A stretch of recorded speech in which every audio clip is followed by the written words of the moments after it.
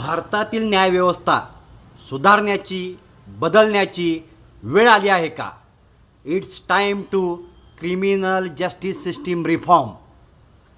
फिर्यादीवर झालेला अन्याय हा संपूर्ण समाजाविरुद्ध आणि राज्याविरुद्ध झालेला गुन्हा मानला जातो. हा नियम आपण लहानपणापासून ऐकत आलो आहे, बरोबर. पण मला सांगा, आजच्या न्यायालयात किंवा पोलिसांच्या पायरीवर उभं राहिल्यावर खरोखरच असं वाटतं का की संपूर्ण राज्य सरकार किंवा न्यायव्यवस्था फिर्यादीच्या पाठीशी उभी आहे? आजचं वास्तव पूर्णपणे वेगळं आहे. ज्याच्यावर अन्याय झाला आहे तोच न्यायालयात तारीख पे तारीख भोगत असतो. आरोपीचे हक्क जपले जातात, पण फिर्यादी मात्र एका साक्षीदारासारखा कोपऱ्यात उभा राहतो. आज आपण एका अत्यंत महत्त्वाच्या विषयावर चर्चा करणार आहोत. फौजदारी न्यायव्यवस्थेचे मूळ तत्त्व आता बदलण्याची वेळ आली आहे का? आणि फिर्यादीला खरोखर न्याय कसा मिळेल?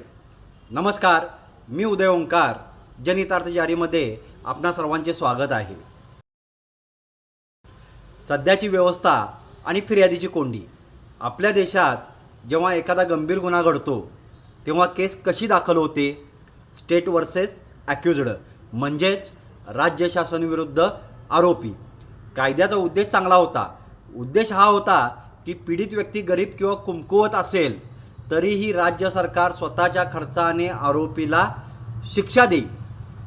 पण प्रत्यक्षात काय होते? प्रत्यक्षात म्हणजे आत्ताच्या या सद्य परिस्थितीत काय होते किंवा या मागील काही वर्षामध्ये काय होते? फिर्यादीचा ताबा संपतोय. होय, FIR दाखल झाला की केस पूर्णपणे पोलिसांच्या आणि सरकारी वकिलांच्या हातात जाते. ज्याच्यावर अन्याय झाला आहे त्याला स्वतःची केस कशी चालवली जाते आहे हे सांगण्याचाही पूर्ण अधिकार राहत नाही. म्हणजेच काय, फिर्यादीचा आपल्याच केसवरील ताबा संपतो. फिर्यादी एक साक्षीदार म्हणून फक्त राहतोय. होय, हे सत्य आहे. कोर्टात फिर्यादी मुख्य पक्षकार नसून फक्त एक साक्षीदार बनतो. आरोपीचे वकील त्याची उलट तपासणी करतात.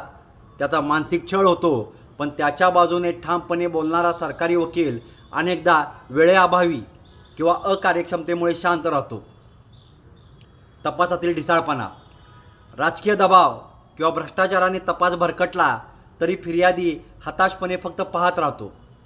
थोडक्यात सांगायचं तर व्यवस्थेच्या या खेळात फिर्यादीलाच गुन्हेगार असल्यासारखी वागणूक मिळते. मग आता याच्यावर उपाय काय? कारण का ही व्यवस्था तर बदलली पाहिजे. याच्यावर उपाय आहे व्हिक्टीम सेंट्रिक न्यायव्यवस्था. म्हणूनच आज जगभरातील कायदेतज्ञ एका नवीन संकल्पनेवर भर देत आहेत. व्हिक्टीम सेंट्रिक ज्युरिस्प्रुडन्स म्हणजेच पीडित केंद्रित न्यायशास्त्र. जर आपल्याला ही व्यवस्था बदलायची असेल तर कायद्यात 5 मोठे बदल करावे लागतील. आणि हे बदल कोणते करावे लागतील हे आपण पाहूया. बदल क्रमांक 1, फिर्यादीला स्वतंत्र कायदेशीर अधिकार. फिर्यादीला स्वतःचा वकील नेमून न्यायालयात थेट युक्तिवाद करण्याचा आणि पुरावे मांडण्याचा पूर्ण अधिकार असावा. केवळ सरकारी वकिलावर अवलंबून राहणे थांबले पाहिजे. बदल क्रमांक 2, तपासावर फिर्यादीचे लक्ष. पोलिसांनी काय तपास केला, कोणते पुरावे जमा केले हे पाहण्याचा आणि तपास योग्य नसेल तर थेट कोर्टात आव्हान देण्याचा अधिकार फिर्यादीला मिळाला पाहिजे. बदल क्रमांक 3, व्हिक्टीम बिल्स ऑफ राईट्स. पीडिताचे घटनात्मक अधिकार. आरोपीला जसे अटकेपासून ते जामिनापर्यंत संरक्षणाचे अधिकार आहेत, तसेच फिर्यादीला वेळेत न्याय आणि सुरक्षेचा अधिकार मिळाला पाहिजे. म्हणताना सगळेच म्हणतात की आहे फिर्यादीला आम्ही सगळे अधिकार देतोय. वास्तवात हे काही होत नाही आहे. बदल क्रमांक 4, जामीन किंवा खटला मागे घेताना संमती. राज्य सरकार अनेकदा राजकीय कारणामुळे खटले मागे घेते, पण आता फिर्यादीच्या संमतीशिवाय एकही खटला मागे घेता कामा नये. असा बदल करणे फार गरजेचं आहे. बदल क्रमांक 5, तत्काळ आर्थिक व मानसिक भरपाई. आरोपीला जेलमध्ये पाठवून फिर्यादीचे नुकसान भरून निघत नाही. खटला सुरू असतानाच पीडितेला योग्य भरपाई आणि पुनर्वसन मिळाले पाहिजे. परंतु हे बदल करून घ्यायचे असेल तर एक कायदेशीर चळवळ उभी करणे गरजेचे आहे. मित्रांनो, जेव्हा राज्य आणि न्यायव्यवस्था फिर्यादीला वेळेत आणि सन्मानाने न्याय देऊ शकत नाही, तेव्हा नागरिकांचा कायद्यावरील विश्वास उडतो. जुने नियम आणि तत्त्व बदलून जर फिर्यादीला खटल्याचा मुख्य केंद्रबिंदू बनवले तर या देशात खऱ्या अर्थाने न्याय मिळेल.